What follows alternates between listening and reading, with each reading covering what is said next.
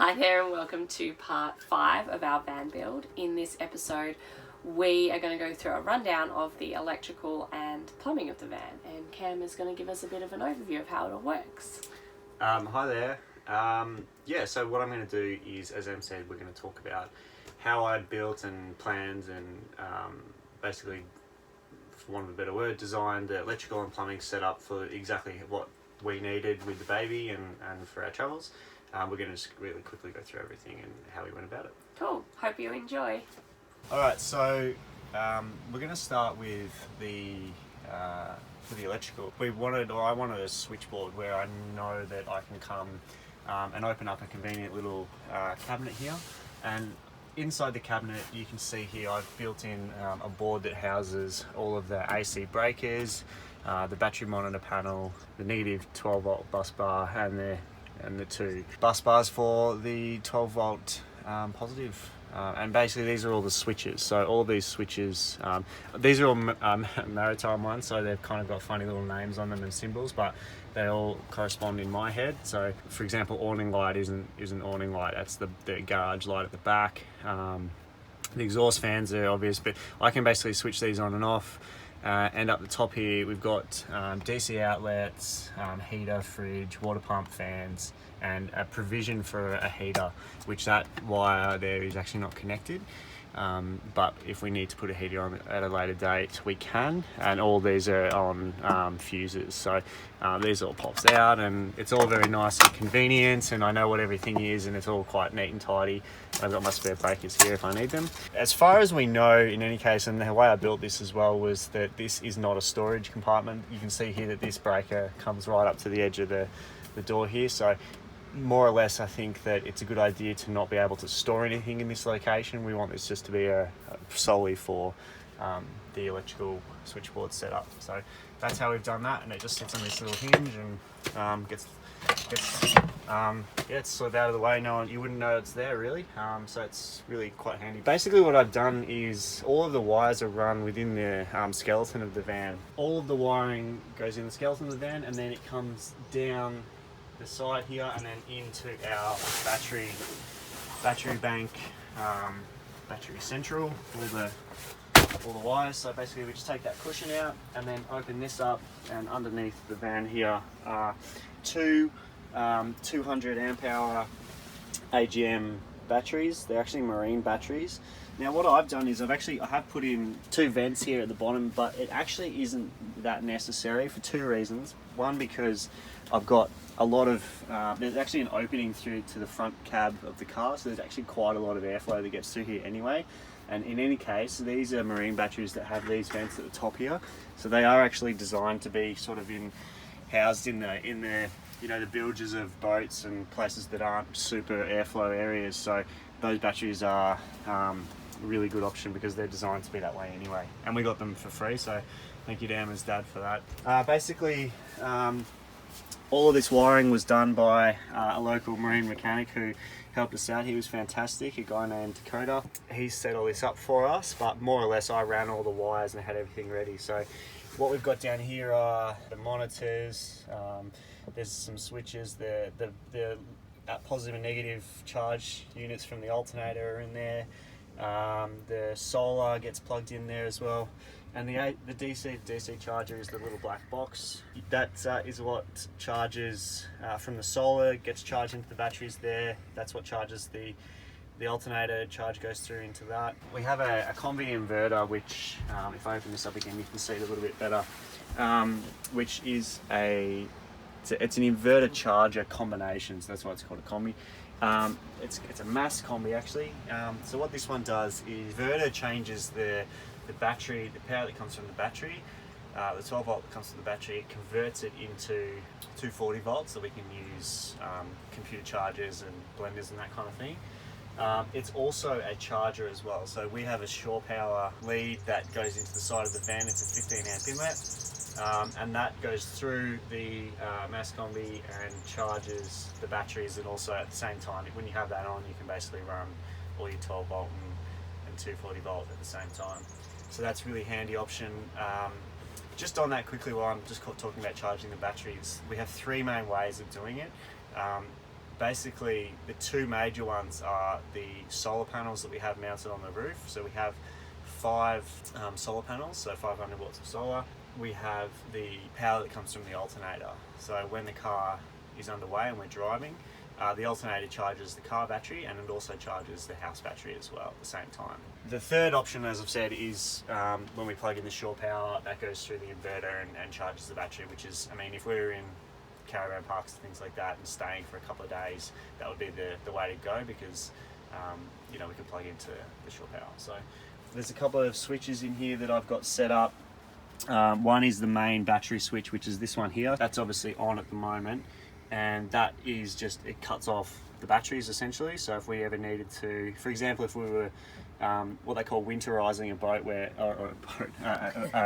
a system like this where you would leave it for a period of time, you could simply just turn that off and it wouldn't run the batteries flat. The other one we've got here, the other switch, is actually it's a switch that connects the house batteries to the car battery, and that would mean that if we ever were in a situation where the actual car battery, the starter battery, went flat, we could actually flick the switch, and through the leads that are connected to the alternator, we can parallel the batteries and start the car without using jumper leads. So we will take jumper leads on the road with this, just as an extra precaution, but this is a good way to, we don't really need that because we can use our house batteries. I had to build in this little section here because the inverter was just a touch too tall for the little unit that I built in here, but it kind of worked out really well because we've got an extra little shelf on the bed, so that was kind of good. On this little section here, we've got the water heater. So the water heater is the only thing on the right hand side or the driver's side of the van that sort of is external. Obviously with the water heater we had to have it external because it's a gas inlet and it needs an exhaust and all that kind of jazz. So we had to make our peace with the fact that we were going to have to cut a hole in the driver's side of the van, but that was all okay. Basically in this little compartment I built in with a little bit of storage, but by and large it was to house well, put a seat there first and foremost, but to house the hot water system that we've got down there. It's a gas hot water system, but it uses a 12 volt ignition to light the flame to heat the hot water, I guess. So if you come over here, you can sort of see all the plumbing and the gas and the electrical, if you look up in the corner there, that I've got wired up. So behind this little panel here, this panel actually comes off and I can actually access all of the plumbing for the shower.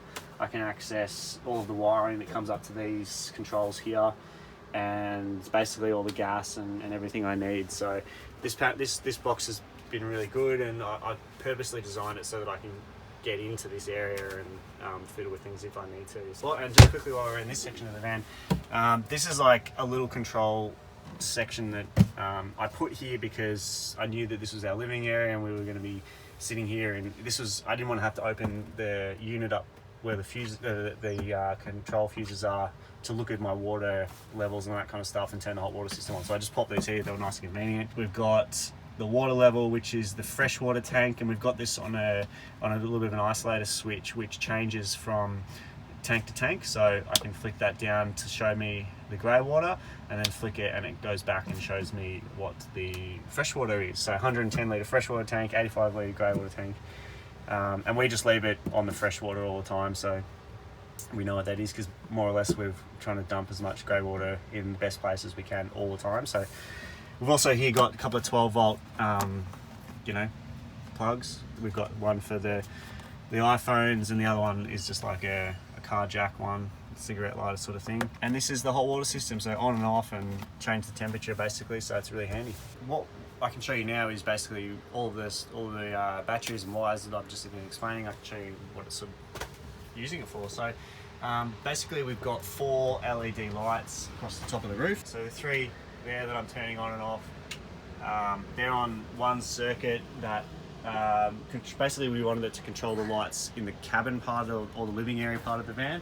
And we have the one LED at the back there, which is on its own circuit. So the idea was that it's behind that curtain. So the idea was that, if we needed to, we could have the curtain closed and isolate that light and keep these lights on so Flynn could sleep. In reality, probably we're sort of ironing out the kinks, but it's still a really good idea. I'm glad we did that. Two max air fans up here. So these are not the primo ones, but they're still bloody good. I really like these ones. In fact, I like them probably better than the Max Air Plus or the big fans, the ones with the remotes, because they're quite low profile. Like, they're really quite small and they work really well. And like, even in the rain, we've had them working really nicely. And it's not that hard to do this manually, so it's pretty good. I'll just turn that on for you. Just basically goes on. That's on blowing in now, and you just press the little button that says in and out, and it changes, it slows down, and now it will turn into an extraction fan, which is really cool. So, yeah, and it's got like speed up and slow down, and yeah, they're amazing. We have two of those, so the idea there obviously is one extracts and one blows when we're cooking or when it's bloody hot or whatever, so they work really well. So this is the sink. Obviously we have a running water, and we've got fresh water there as well, or not fresh water, filtered water. This is all run by a pump that sits underneath the van that's right next to the water tanks. So you can't see it, nothing is under the sink or anything like that. It's all underneath the van, out of the way. So that works really, really well. We actually have a few outlets in the van, so we wanted to be able to obviously charge our laptops and phones and whatever else. And to be honest, we might have a couple more than we need, but it doesn't really matter. They're all there and they don't waste power, and it's bloody handy to have them. So we've got 240 volt, obviously for the kitchen, so blenders and really just the blender, but it's in the kitchen, so whatever else we might need.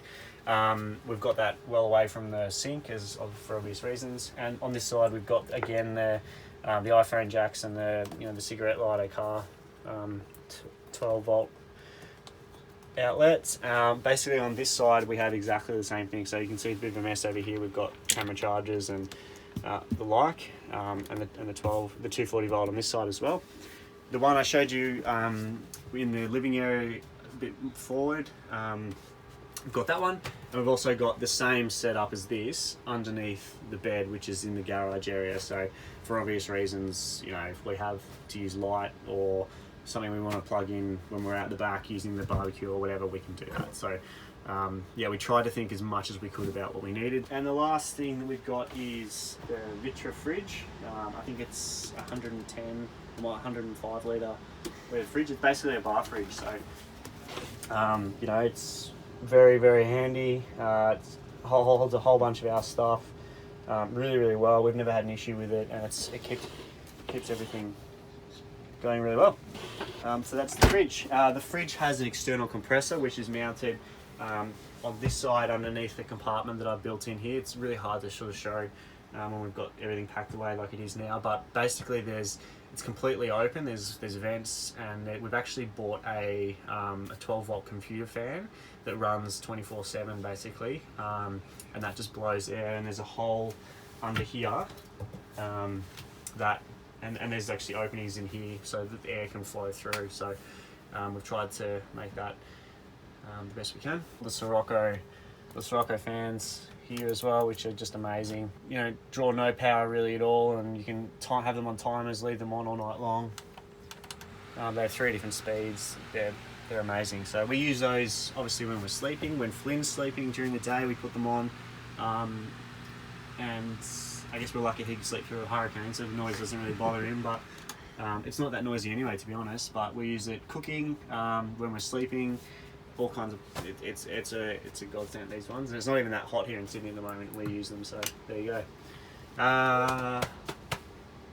That's it. I think there's not much else in the cabin that we're using for power. Okay, so I've been through obviously all the electrical, so what I'll do now is I'll try and explain some of the plumbing and how we did it. The plumbing, similar to the electrical, was something that we worked through quite a bit to find out what we wanted first and foremost, and then work back from there. So as like the electrical, where we knew we needed this and this, and then we had to design a system around it, the plumbing was very similar. So we knew we wanted a shower. I knew that we wanted filtered water, and we wanted a nice big sink, and we kind of wanted to move away from, because of Flynn and what we needed in the van, we didn't really want to have just jerrys under the sink, and remove those and go fill them up and bring them back in again. It kind of needed to be a bit more heavy than that, I guess. So what we did was we kind of got a lot of inspiration from other YouTube channels, which we've mentioned in the past, but by and large we did it very similar. So we went and found a company that does custom tanks for Sprinter vans, similar to the gas box. They do for the certain year of the Sprinter, they do the water tanks that fit in certain places underneath the van.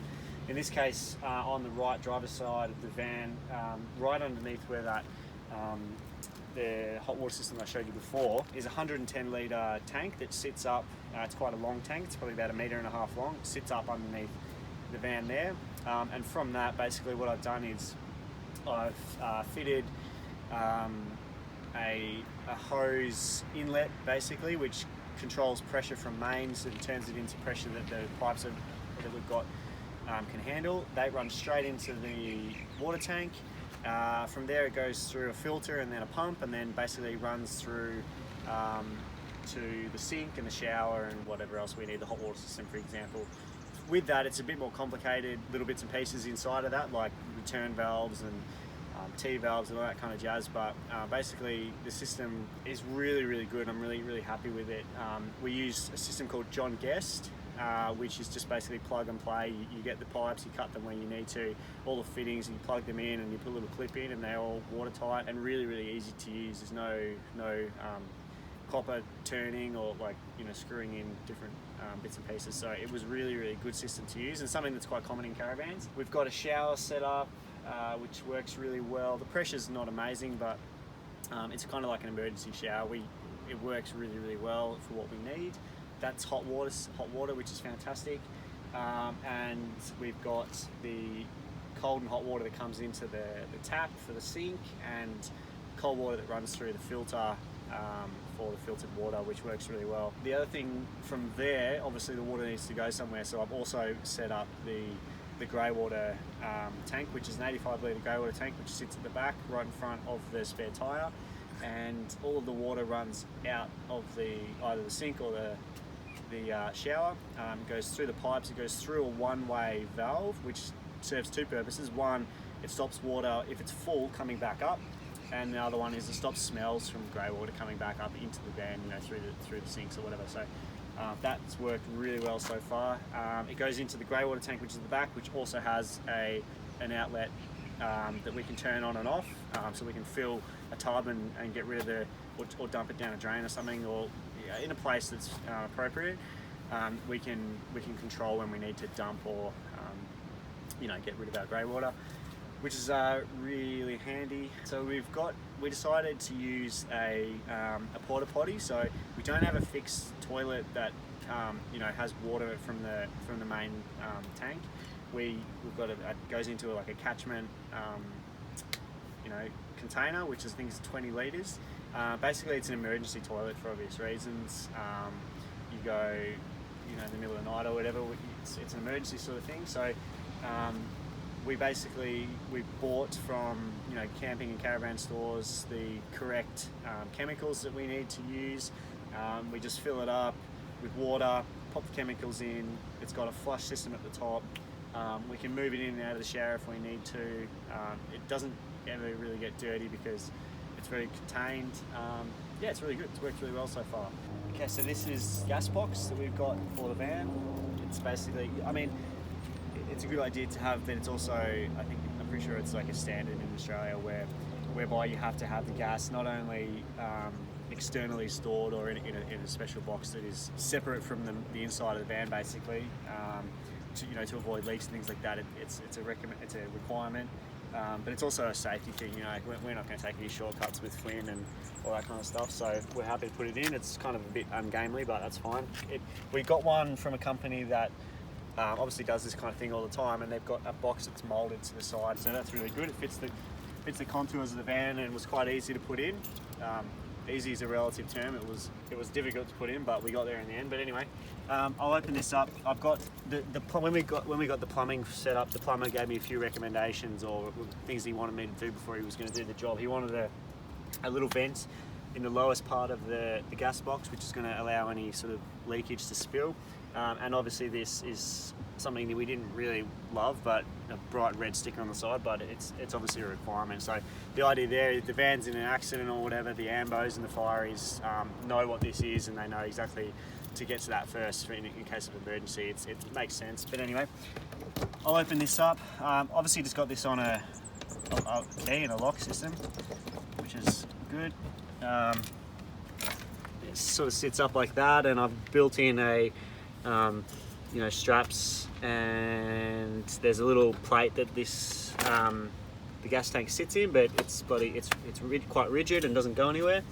And the plumber put in this certification plate or whatever, and everything else is nicely fitted by the plumber.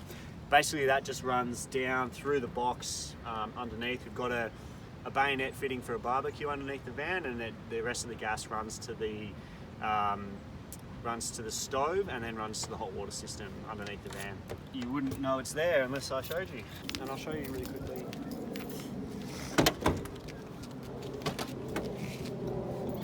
This is our garage area where we've got where we keep all of them as crap, really. So obviously, we've got barbecue, we keep the pram in here, which is really handy. And I'll just show you, it's really kind of difficult to see, but underneath here we've got a light which we can switch on, which has been really good. It's kind of handy at night time if you need to get something out of here, you can flick the light on. And also over here we've got the outlets, which are just there if we need them. And the bayonet fitting for the barbecue, we just pop the barbecue here, and it's just underneath the van in the back corner.